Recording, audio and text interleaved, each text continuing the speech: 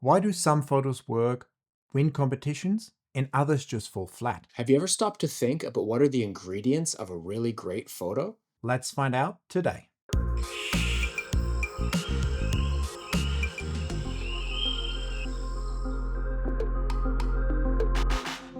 Hi, and welcome back to the Bird Photography Show with Glenn Bartley Hey, everybody. and me, Jan Wegener. Before we get into this episode, we just want to say a big thank you once again to our episode sponsor, which is Camera Canada.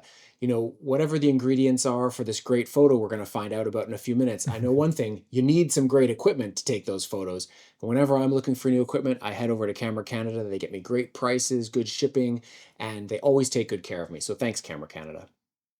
So, Glenn, it seems to be one of those rare occasions where you haven't done anything or planning to go anywhere, and I'm the one leaving this time around. Yeah, I'm on my summer break, at least for another few weeks till I head off to Brazil, but you've got a little trip planned. Yes, I'm planning to go somewhere into sort of South Australia, maybe even Western Australia. So definitely a lot of driving going on, Mm, just looking for a few sort of deserty parrot species and a few other species. And hopefully it'd be fine. They had a massive dust storm there like mm. last week. It's been very dry. Fingers crossed I'll actually see something on this trip. And here's actually one question for you. Like most people get the most excited about spring going out in spring, and for you that seems to be the most quiet time of the year. Well, it depends. Some years I have like domestic kind of like North American tours planned, and I did do that like prairie chicken shoot. But this year I've been traveling so much last few years. I just decided I'm not going to do anything crazy. I'm just going to spend some time at home and get caught up on post processing and get going again in the fall. Each and every year you and I take hundreds of thousands, sometimes millions of photos, but then we only keep and edit a very small portion of those photos. And you in particular, you're very strict when it comes to what makes it onto your hard drives, what photos you keep. So what is it that makes you like pick a photo? How do you pick the best photo out of 10,000 photos? You're absolutely right. I try to only keep less than 1% of all those images I shoot. And I find that we're really looking for a certain subset, a certain list of like sort of critical elements that if you actually look at the ones you keep, they all kind of almost always have these key features. And then some of the really special ones have something maybe a little extra. There's some extra things we might be looking for that are the wow factor shots, maybe the ones that make it onto a cover of a book. So I don't know about you, but for me, definitely what's very important in every image that I want to keep is the exposure. Now, we can save images where we messed up the exposure in the field, but we want to make a habit of getting good, nice, and bright exposure so that we get the best quality images and also make it the easiest for us when it comes to actually editing those shots. And I think, in the olden days, it was definitely where we wanted to always like look at our histogram and kind of expose to the right. Now we still want to do that. And by the way, by exposed to the right, I mean that the histogram is pushed far to the right side of the frame. We still definitely want to do that, but these days with mirrorless, it's gotten so much easier, hasn't it? We can actually see the simulated exposure in our viewfinder. So it's very rare now that you really botch an exposure. If anything, maybe that you'd overexpose something. That's more likely than way underexposed. Check that histogram, enable it maybe in your viewfinder, and using those tools on the camera will give you a much better chance of getting correct exposures. That's a great tip, and we definitely want to expose as bright as possible, but without touching the edge of the histogram. And I feel like overall with mirrorless cameras, we have a little bit more scope in recovering highlights and darker areas, especially the darker areas. So sometimes I feel like I don't push my exposure as far to the right anymore as I did in the past.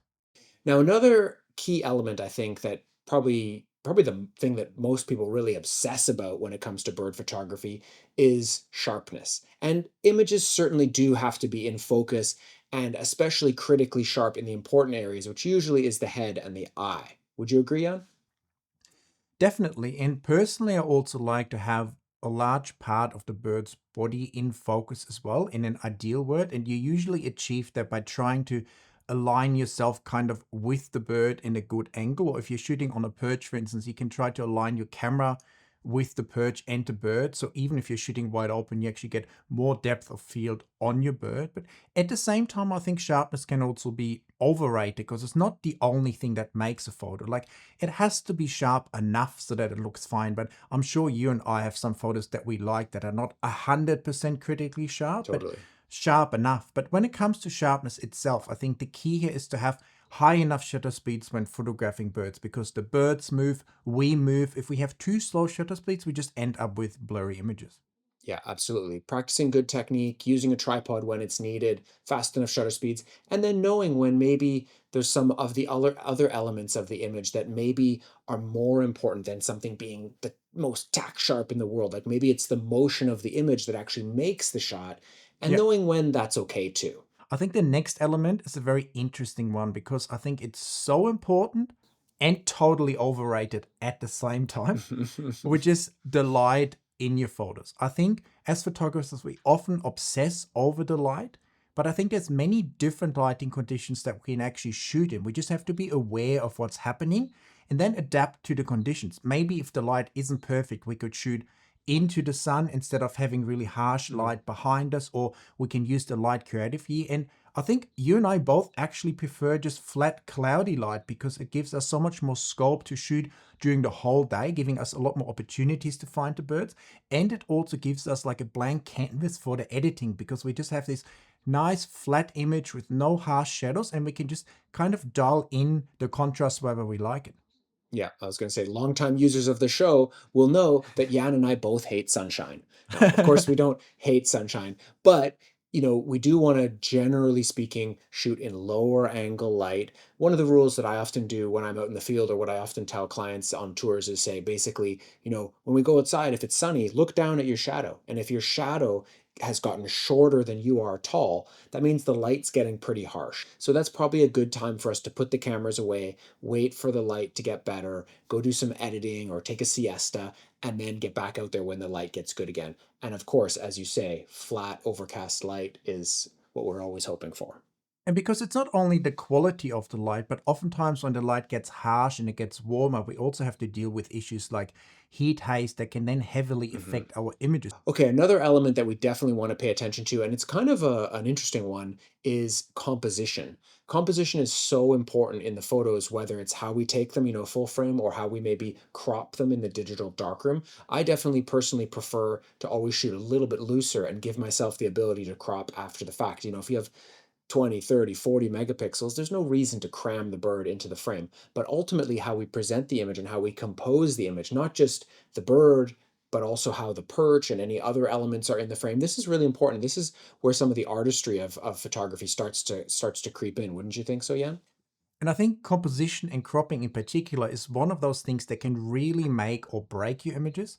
Like a bad crop can ruin an amazing image, and a fantastic Hmm. crop can probably make an average image look better just because when you're looking at it, you're kind of guiding onto your subject, everything feels like in the right place. And for me in particular, I feel like a wrongly cropped image just instantly throws me off and I don't even really look at the rest Yeah. anymore. You always want to give your subject a bit of space to actually look into the direction that it's looking in. And at the same time, you want to crop in a way that it guides the viewer onto your subject as well. And I know there's Hmm. many composition rules, but I don't really stick to any of them. I think it's almost like something No, you have to develop, like a feeling. And absolutely. the only guidance I can give is that usually for me at least, I try to keep my subject kind of in the diagonal of one of the frames. So that kind of the diagonal often kind of cuts somewhere near the eye or the head of the bird. And I feel like that's usually a decent guide to just have the subject high enough in the frame, also not having it too far to one side or the other side. So if you think about composition and you think instead about the word balance, so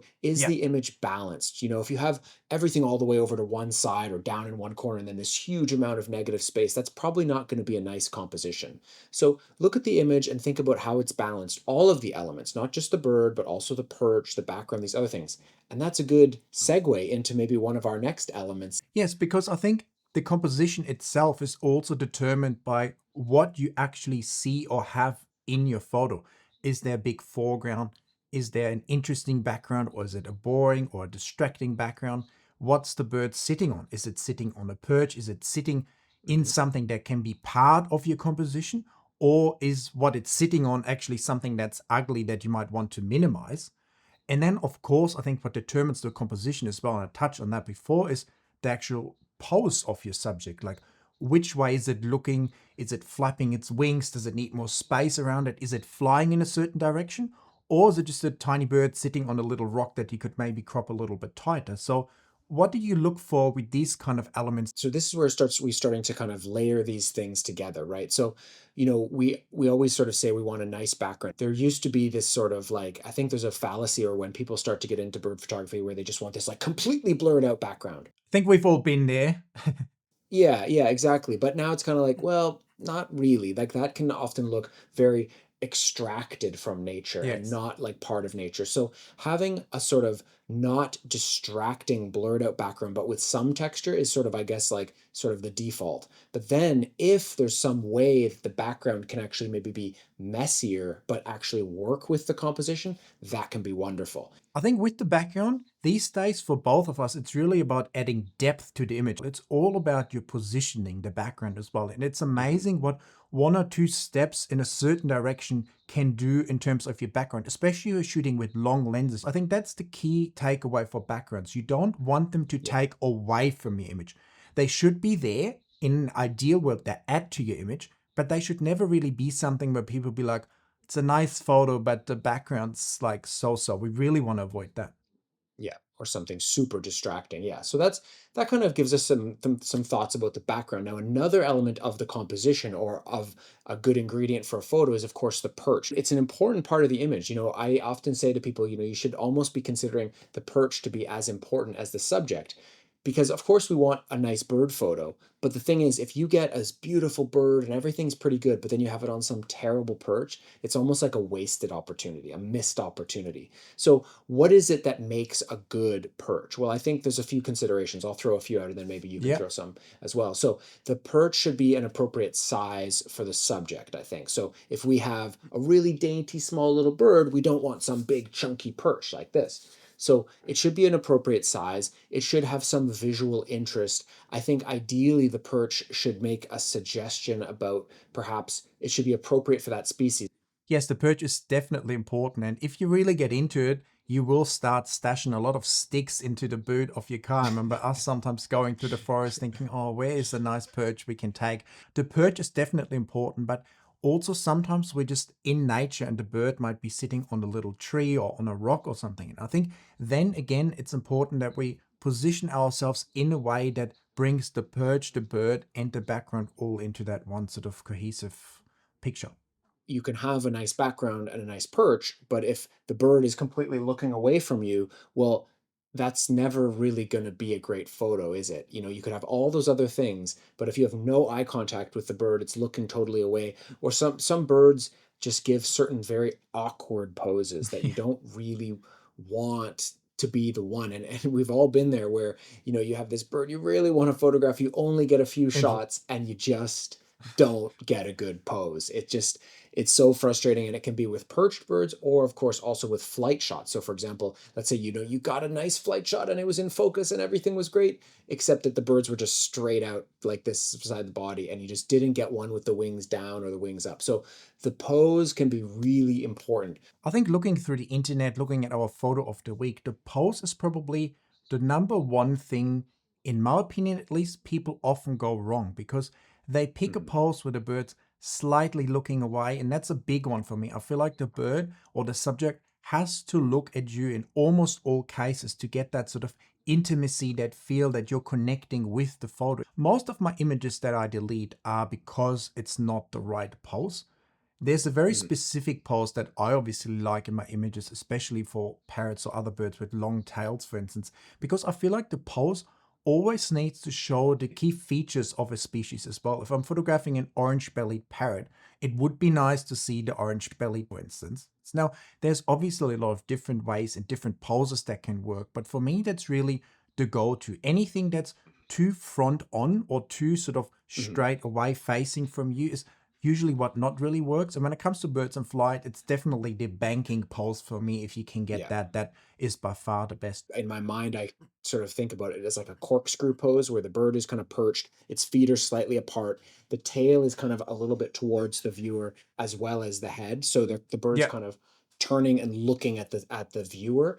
And you kind of mentioned it that it's about this intimacy. You want to feel like when you look at the photo, you're looking into the bird's eyes and it's looking back at you. Yes. As soon as you break that connection and the bird is not looking at you, you're kind of done, really. Like it's not most likely going to be a great photo.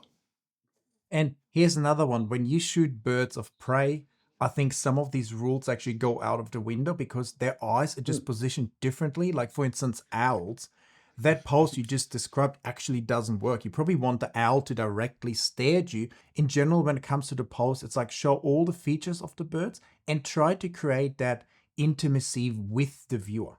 Yeah, you're totally right about those birds that you mentioned that can present a problem because you have these contradictions between these elements that we've just mentioned. I was Yeah. thinking of there's this beautiful hummingbird down in Central America, the fiery throated hummingbird. In order to see the fiery throat, you have to be looking pretty much straight at it. But then the problem is you get this sort of weird shot with the bird's bill coming straight towards you, which you're not going to have enough depth of field to get. Sometimes you do have some challenges, but in general, just remember you want that intimacy, you want the eye contact, and just remember these elements. We've gone through our main seven now. Let's just quickly recap. Actually, there's one more we haven't talked about yet.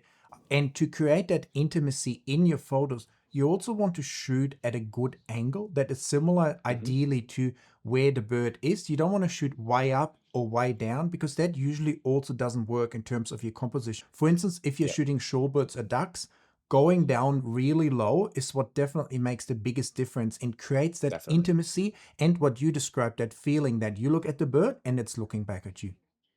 Now back to you. Absolutely. So, yeah, so let's recap. So, we definitely want to get the exposure as close to perfect as possible in the field. We mainly don't want to blow out the highlights. Yeah. Sharpness is important. We want the eye to be in focus. We want the bird to be in focus, but don't be a pixel peeper zooming into 400% on your 30-inch monitor and think that just because an image is tack sharp, that means it's a great photo. It doesn't. It just is one element. Yeah.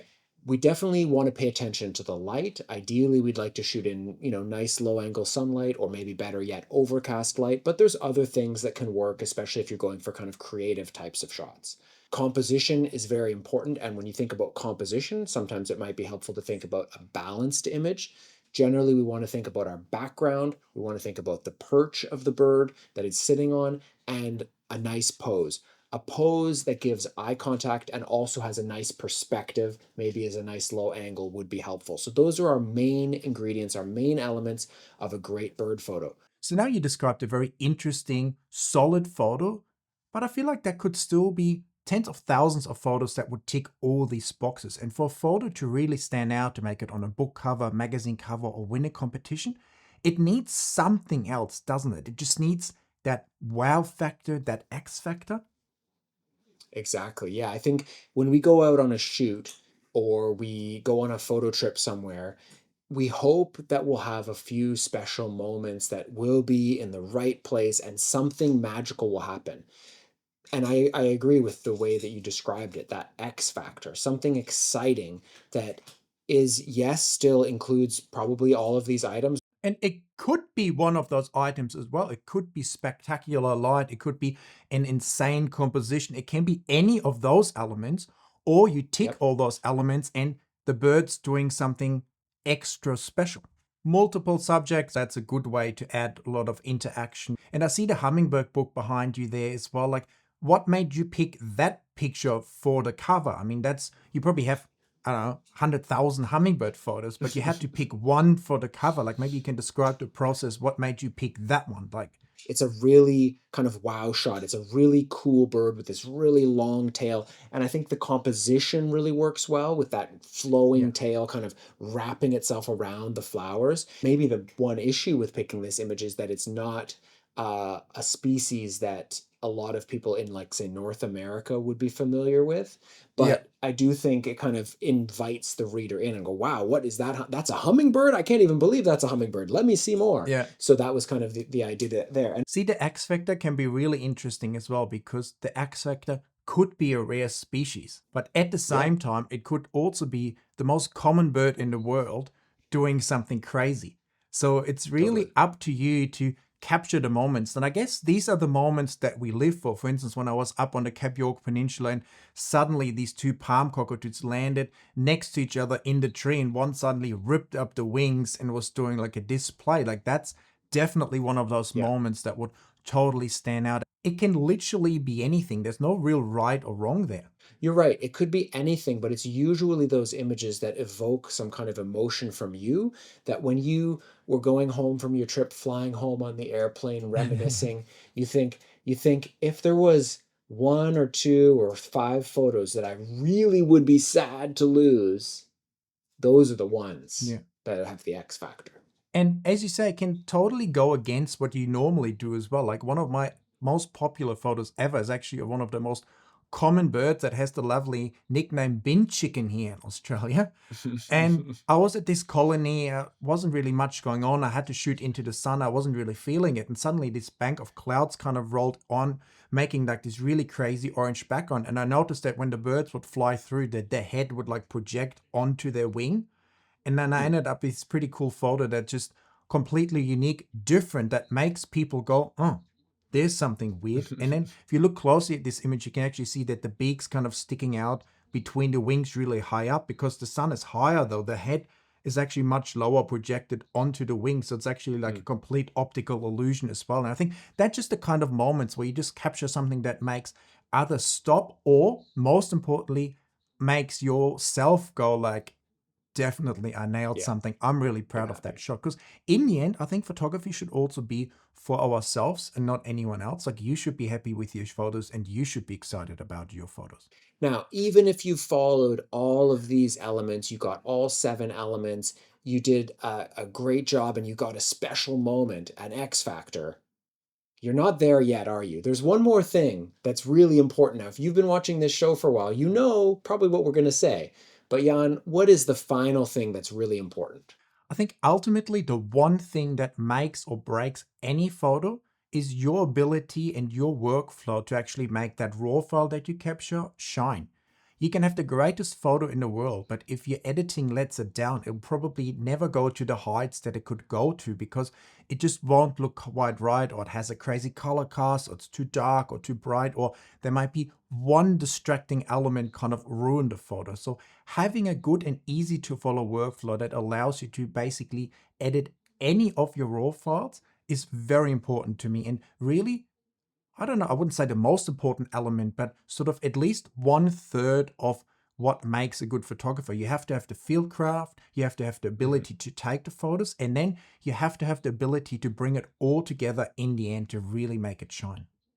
Jan's got some great courses, his masterclass series. I've got some ebooks. We've come up with some other tools that could help you, like our pro sets and our brush packs. Those are all down in the description, but it is absolutely one of the key elements to getting a great photo. Now, we already talked about editing, and I think it's time to talk about the tweak of the week for this episode. And I think it would be nice to just share some go to methods we basically use on every single image. It could be during the editing process, could be during the raw conversion. Like, what's something that you do every single time other than picking one of our presets to start with? Mhm. For me, I would say one of the things that I definitely do on every image is I'm going to make a separate layer and I'm going to adjust the brightness of the image. So this is one thing that comes up all the time in the photo of the week where the image is too dark because we could just kind of tell that the person, some part of the image was getting too bright and they stopped there instead of pushing past that and masking that bright area back. I think that's one of the critical fundamental skills. That's something that I do on just about every image is adjusting the brightness on a separate layer and being able to have the option, if needed, not every image needs it, but if it needs it, I want to be able to mask that back to an appropriate brightness. Essentially, what we've been able to do using digital editing skills is to stretch the dynamic Yeah. range that we couldn't capture in the field. I definitely have a go-to step as well that I actually already do during the raw processing that relates to the brightness as well, because my sort of one-two punch I apply on almost every image is trying to push it as bright as I can with the exposure slider. And then I go quite aggressively on the highlight slider, basically trying to do a similar thing already during the raw processing, brightening the image as much as I can to get all the details in the dark areas, but then recovering the very brightest areas with the highlight slider. And that usually works quite well for me as well. And then I think another thing we both do every time is to run noise reduction, whether it's Adobe Mhm. Enhance or Dix or Pure Raw. if you're shooting above whatever it is these days, ISO 800 maybe, you probably run noise reduction just to clean it up a little bit more. So when it comes to editing, I think one important step we mentioned here is just to stretch that dynamic range. You can do it during the Mhm. raw processing with the exposure slider, highlight slider, maybe sometimes the shadow slider as well, but you have to be careful because that can make the image look really flat quickly. And then, of course, once we're in Photoshop or Lightroom, we want to make selections and individually tweak the brightness of the image. Brighten the areas that are too dark and darken the areas that are too bright to get that maximum dynamic range in our files that we weren't able to capture. Well, let's see how you guys did about your 7 elements and your X factors and your processing, because it's time for the photo of the week.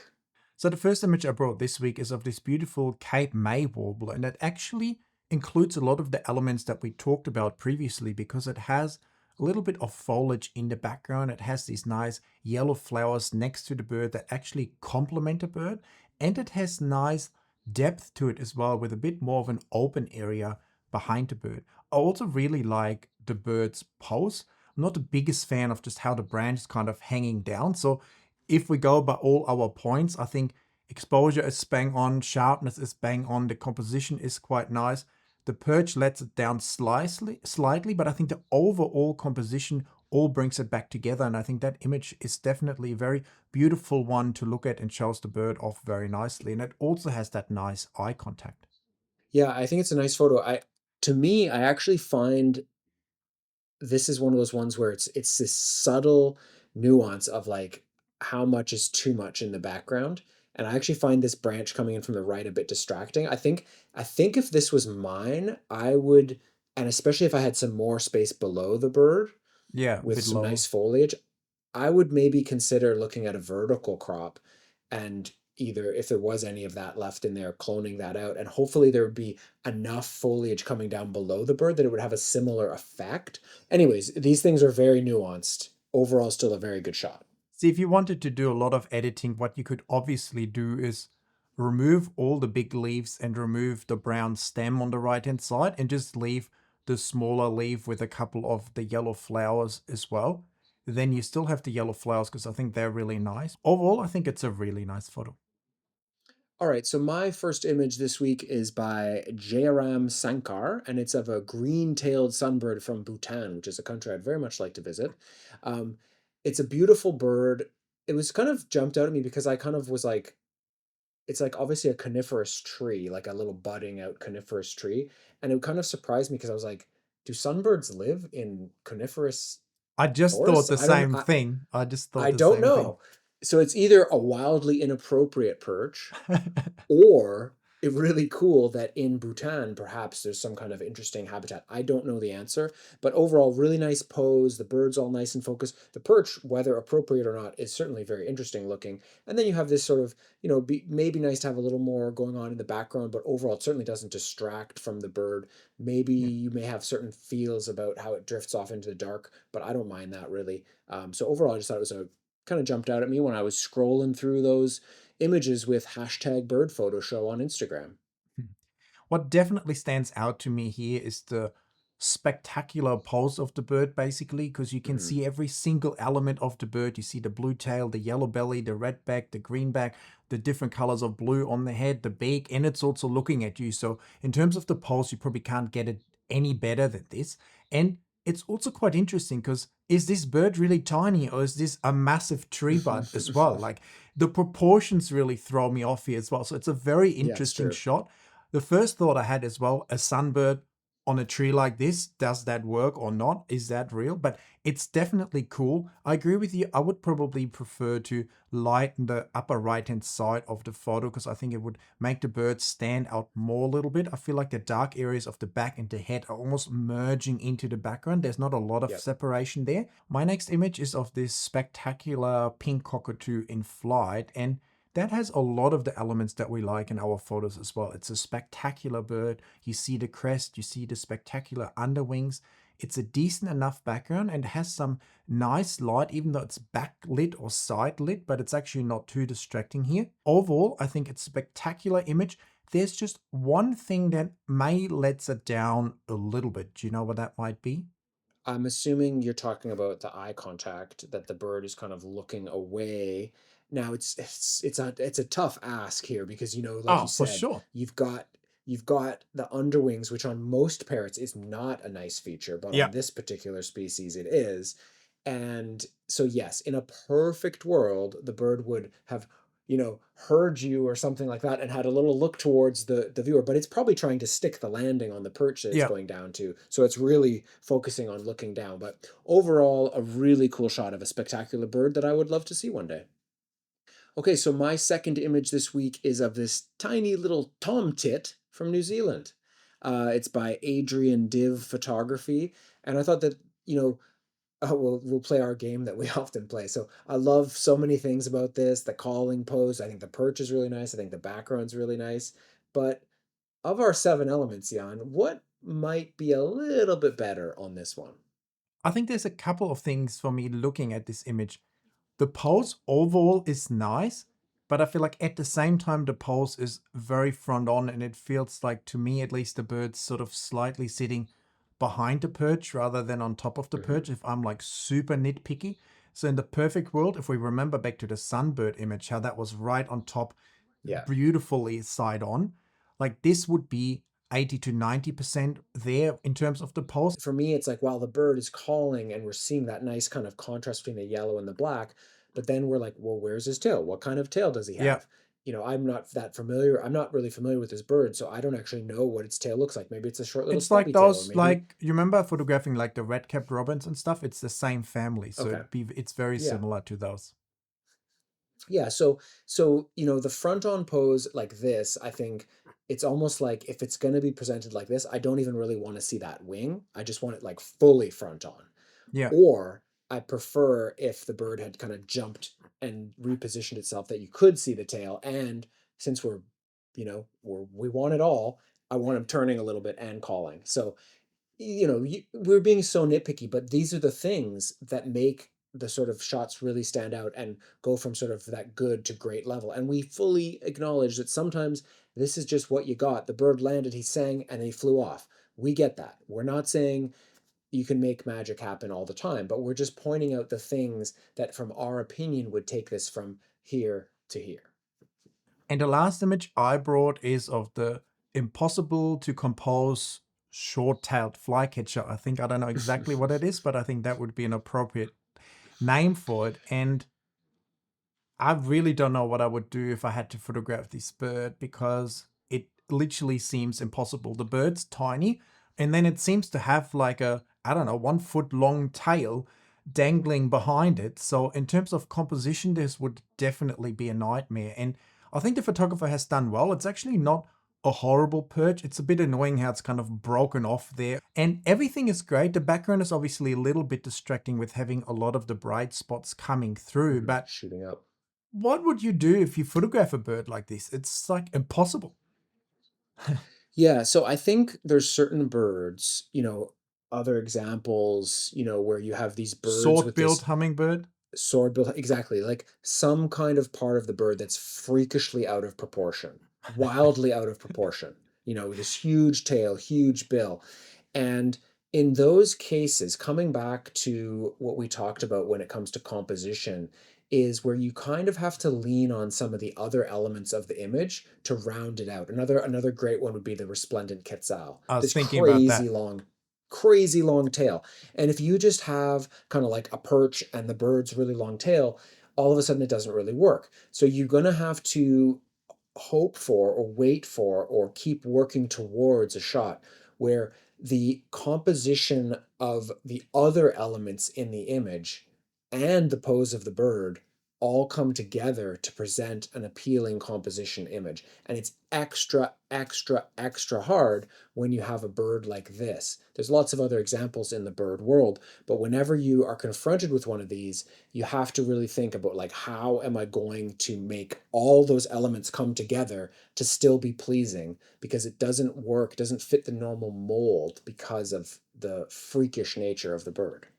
Because here's really where the whole composition comes in, as you say, because you basically need a perch that works without even the bird on it, that kind of composes your whole frame, maybe an interesting tree, maybe even 3 or 4 Yeah, tree branches in it, where then the bird can sit in the middle and it makes one beautiful overall image. I think the hardest thing, especially because you mentioned the quetzals, there's a lot of photos where they sort of sit on a horizontal branch, but then you have the bird like this, almost making a across. cross with a lot of space below the bird, and it doesn't feel quite right. One solution for a bird like this could be, especially if it comes to a water setup, for instance. I know in India there's some different looking flycatchers similar to this that come to water, and there, for instance, you could up maybe set up something vertical so the bird can Hmm. sit on an interesting vertical perch where the tail just goes down the side of the perch, for instance. I thought that could work, for instance, because then you can frame it like that. Anything horizontal will be a challenge, and here it actually works quite well because the bird kind of flows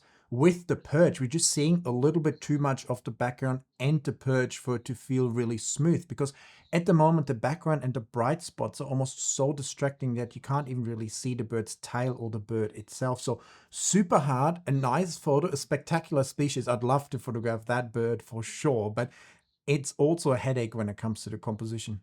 Okay, so my last image this week is by Tobias Gjerd photo, and it's of this beautiful long-tailed duck.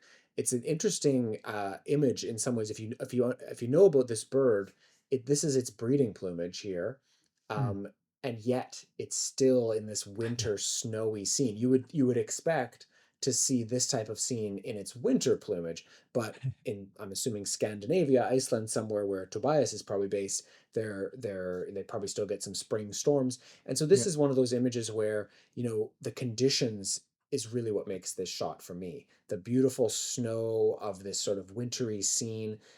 Again, there's one thing we might like, a little bit of a head turn wouldn't have hurt, but it's Wouldn't that cool be too nice? because you have, yeah, and actually this builds on our last thought too. So this bird also has a quite a long tail. In fact, it is indeed called the long-tailed duck. But the fact that it's coming out and it's kind of bending, and the fact that the upper part of the frame is filled with all of these snowflakes actually makes it work. So it's just a good example of how all these elements kind of come together to, I think, make a nice, pleasing image. I still would prefer a little bit of a head turn looking towards us, but overall, still a very nice image. If you like in the field videos, you can also check out his YouTube channel. He has some pretty cool stuff from. He lives somewhere Hmm. in Norway and he always goes to. This was taken somewhere in northern Norway. I've been there once before as well. And so in spring, when the birds come back, it's still basically the middle of the winter up there. So it's always very interesting Yeah. condition. He has lots of cool birds in the snow. You can check that out. And I think you mentioned everything is nice, and I can see the temptation why he has so much space above the bird to show the snow, and also because it's a darker part of the background above the bird that shows the snowflakes. To me, the composition just feels slightly off. I feel like I want to have a little bit more on the right and ideally below the Hmm. bird. In an ideal world, maybe this could even be a wider shot. It almost doesn't need to be so tight because it's not really only about the duck here, but also about the weather, the conditions. So maybe even including slightly more could have worked. But overall, a great image. And of course, that slight head turn would have made it extra special. I agree with what you said though, but then I think there's the Instagram factor where it was probably presented this like, because if you made it super small for Instagram, maybe it doesn't work. But I totally agree with you. If Tobias had more canvas and keeping the bird kind of small in the frame with that super snowy landscape could make quite a beautiful kind of ethereal, very pleasing image, I think. And on that note, it's a good time to end this episode. We hope you guys enjoyed it. Let us know in the comments all your thoughts about this episode. What are the elements that you want to see in your photos or struggle with the most? Let us know. We also thank Camera Canada for sponsoring this episode, and we will see you guys in another episode very soon. Don't forget to subscribe, and bye. See you next time, everybody.